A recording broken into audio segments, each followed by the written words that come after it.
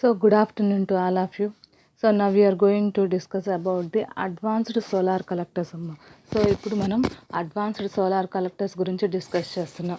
So coming to advanced solar collectors, so generally or previously మనం ఏదైతే type of solar collectors discuss చేసామో those are having some of the losses or some of the problems అమ్మ. ఆ ప్రాబ్లమ్ని rectify చేసుకోవడం కోసం present డేస్లో some of the developments are going అమ్మ. సో ఈ డెవలప్మెంట్స్కి వచ్చేసరికి టు ఇంప్రూవ్ ది ఎఫిషియన్సీని ఇంప్రూవ్ చేసుకోవడం కోసం we can use this advanced solar collector. Coming to advanced solar కలెక్టర్స్కి వచ్చేసరికి evacuated tube collector is one of the advanced solar collector అమ్మ. And evacuated tube is nothing but vacuum tube అమ్మ. So vacuum tube అంటే ఇన్సులేటెడ్గా use అవుతుంది. And ఇన్సులేటర్గా use అవ్వడం వల్ల ఏమవుతుంది, సమ్ ఆఫ్ ది లాస్ అనేది రెడ్యూస్ అవుతుందమ్మా. అండ్ ఇక్కడ మనం చూస్తే we have number of parts are there అమ్మ. So first one is copper manifold. So copper manifold ఏం చేస్తుందంటే కంప్లీట్గా వాటర్ని ఫ్లో చేయడం కోసం యూజ్ అవుతుందమ్మా. వర్కింగ్ ఫ్లూయిడ్ని, కోల్డ్ వాటర్ని పాస్ చేసి, అండ్ ఈ కాపర్ మ్యానిఫోల్డ్ అనేది హీట్ ఎక్స్చేంజర్గా యూజ్ అవుతుంది. ఈ ట్యూబ్స్ నుంచి వచ్చే హీట్ని కాపర్ మ్యానిఫోల్డ్ అబ్జార్బ్ చేసుకొని విల్ రిజెక్ట్ టు ద వాటర్కి రిజెక్ట్ చేస్తుంది. అండ్ హాట్ వాటర్ అనేది ఎగ్జిట్ అవుతుందమ్మా. So that is the purpose.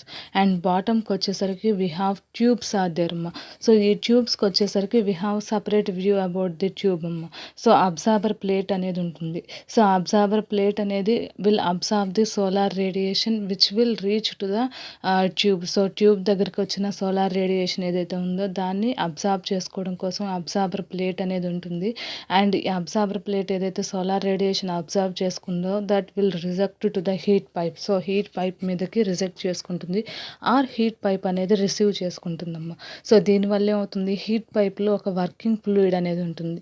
And ఆ ఫ్లూయిడ్ ఏం చేస్తుందంటే once heating the pipe line working fluid will rise అమ్మ. సో వర్కింగ్ ఫ్లూయిడ్ అనేది రైజ్ అయ్యి మన పైప్ లైన్ స్టార్టింగ్ పొజిషన్స్కి వస్తుంది, మౌస్ ఆర్ నెక్ ఏరియా దగ్గరికి. సో రాగానే అక్కడ ఏరియా అనేది హీట్ అవుతుంది. And once contacted with the copper manifold at that area it will heat the copper exchanger. So ఎక్స్చేంజర్ని హీట్ చేస్తుంది. So that is the purpose. And ఇక్కడ solar radiation అనేది directly entered on to the absorber plate. So absorber ప్లేట్కి absorb చేసుకునేటట్టుగా ఉంటుందమ్మా. And ఈ collector single వ్యూకి వచ్చేస్తే ఆర్ సింగిల్ ట్యూబ్ గురించి డిస్కస్ చేస్తే here we have number of parts are there. First one is evacuated tube, next one is absorber plate అమ్మ, and next one is heat pipe. So once solar radiation ఏదైతే ఆ tube మీదకి reach అవుతుందో అది absorber plate absorb చేసుకుంటుందమ్మా. And after that it will reject to the heat pipe. So heat పైప్కి receive చేసుకుంటుంది. And heat pipe అనేది will increase the temperature. So temperature increase అవ్వగానే ఇక్కడ హీట్ పైప్ కండెన్సర్ అనేది ఒకటి ఉంటుంది. అండ్ ఆ కండెన్సర్ అనేది హీట్ అవుతుందమ్మా. వన్స్ ఆ పైప్లో ఉన్న ఫ్లూయిడ్ అనేది హీట్ అవ్వగానే అప్పుడు ఆ కాపర్ ట్యూబ్ ఏదైతే ఉందో కాపర్ ట్యూబ్లోకి ఫ్లో అవుతున్న కోల్డ్ వాటర్ అనేది ఈ హీట్ పైప్ కండెన్సర్కి కాంటాక్ట్ అవ్వడం వల్ల ఫ్లూయిడ్ అనేది will heat the complete fluid అమ్మ. సో ఫ్లూయిడ్ని హీట్ చేసుకుంటుంది. That is the purpose of working అమ్మ. అండ్ ఇక్కడ క్రాస్ సెక్షనల్ ఏరియాకి వచ్చేసరికి ఒక సర్క్యులర్ ట్యూబ్ అనేది ఉంటుంది. అండ్ ఆ ట్యూబ్ లోపల we have flat plate is there. And inner పొజిషన్స్లో we have heat pipe is there అమ్మ. సో హీట్ పైప్ అనేది inside position having working fluid అనేది పాస్ అవుతూ ఉంటుంది. This is the working of this condition. And evacuated tube కలెక్టర్స్కి వచ్చేసరికి ఇవి number of tubes are used as per our requirement. మన utilization and మన రిక్వైర్మెంట్ని బేస్ చేసుకొని ఇవి నెంబర్ ఆఫ్ ట్యూబ్స్ అనేవి యూటిలైజ్ చేసుకోవచ్చమ్మా. నియర్లీ 10 to 20 ట్యూబ్స్ అనేవి ప్లేస్ చేసుకోవచ్చు. అండ్ వీటిల్ని హీట్ అబ్జార్బింగ్ ప్లేట్ అనేది బ్లాక్ ఎండెడ్ కోటింగ్ అనేది ఉంటుందమ్మా. సో ఈ ప్రీవియస్గా మనం ఫ్లాట్ ప్లేట్ కలెక్టర్లో ఏదైతే కోటింగ్ ఉంటుందో like that similarly here also flat plate collector లాగే ఇక్కడ కూడా బ్లాక్ ఎండెడ్ సర్ఫేస్ కోటింగ్ అనేది ఉంటుంది. సో ఈ కోటింగ్ ఉండడం వల్ల ఏమవుతుంది, సోలార్ రేడియేషన్ మ్యాక్సిమం అబ్జార్బ్ అయ్యే ఛాన్స్ అనేది ఉంటుంది. అండ్ వన్స్ ఇక్కడ హీట్ పైప్ అనేది ఏదైతే ఉందో that will absorb the solar radiation from the flat plate అమ్మా. సో ఫ్లాట్ ప్లేట్ నుంచి సోలార్ రేడియేషన్ రేడియేషన్ అనేది అబ్జార్బ్ చేసుకుంటుంది. అండ్ ఇక్కడ సోలార్ రేడియేషన్ ఏదైతే ఎంటర్ అవుతుందో that will be maximum at the afternoon sessions అమ్మ. సో జనరల్గా సన్లైట్ ఎప్పుడైతే మ్యాక్సిమంగా ఉంటుందో అలాంటి టైంలోనే మనకి సోలార్ రేడియేషన్ మ్యాక్సిమం అబ్జార్బ్ చేసుకుంటుంది. And coming to morning and ఈవినింగ్కి వచ్చేసరికి this will not absorb more amount of solar radiation. And coming to cloudy days at the same time cold days and wintery డేస్కి వచ్చేసరికి wintery వెదర్స్కి వచ్చేసరికి this will be used as partially. So ఇది పార్షియల్గా మాత్రమే work అవుతుంది. అంటే ఎప్పుడైతే సన్లైట్ ఉంటుందో అప్పుడు వర్క్ అవుతుంది అండ్ నార్మల్ డేస్లో నార్మల్ కండిషన్స్లో ఉంటుంది. అండ్ మన సోలార్ రేడియేషన్ ఏదైతే ఎంటర్ అవుతుందో అలాంటి సిచ్యువేషన్లో వాటర్ని హీట్ చేస్తుంది. And at night times also that water will be at heated condition only అమ్మ.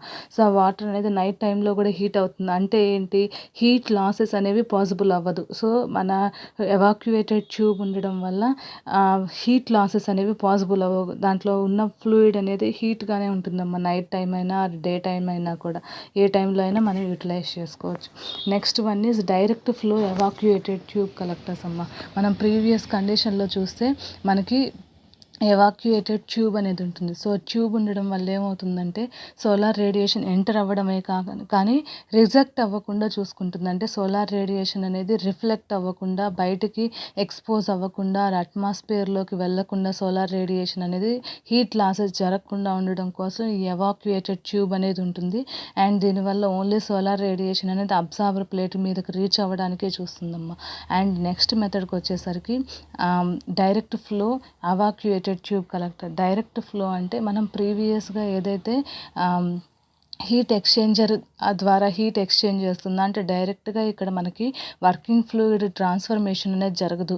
ఓన్లీ హీట్ ట్రాన్స్ఫర్ కండక్టర్స్ ఏవైతే ఉన్నాయో కండక్టర్స్ అనేవి కాపర్కి కాంటాక్ట్లో ఉండడం వల్ల హీట్ ఎక్స్చేంజింగ్ అనేది జరుగుతుంది.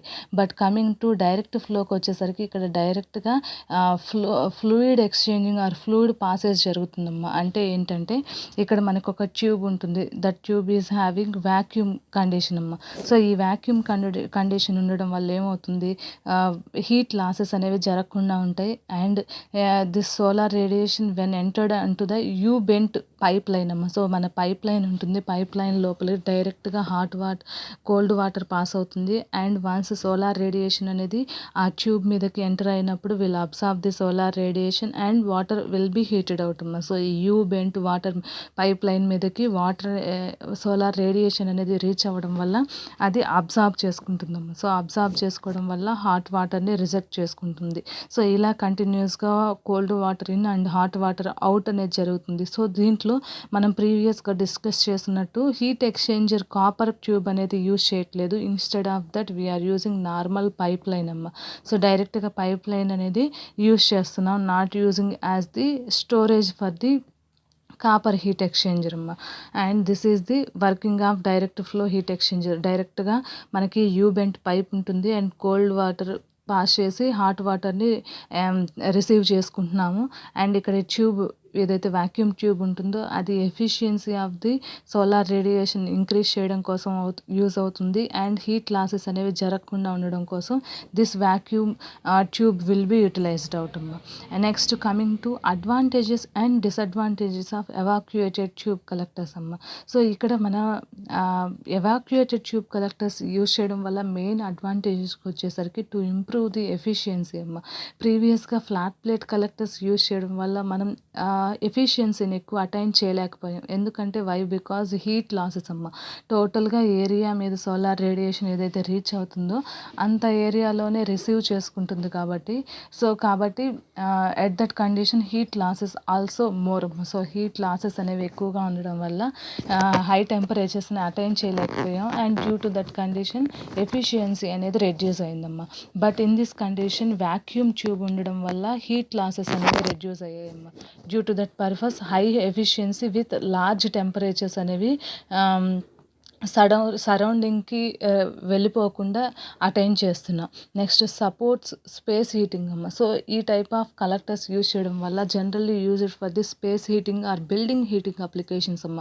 లార్జ్ బిల్డింగ్ హీట్ చేసుకోవడం కోసం ఆర్ పెద్ద పెద్ద స్పేసెస్ అంటే మన ఇండియాలో ఏంటి హాట్ కంట్రీస్‌లో will not be used for the space heating అమ్మ. సో, మోస్ట్ ఆఫ్ ది కేసెస్‌లో స్పేస్ హీటింగ్ కోసం మనం యుటిలైజ్ చేయం.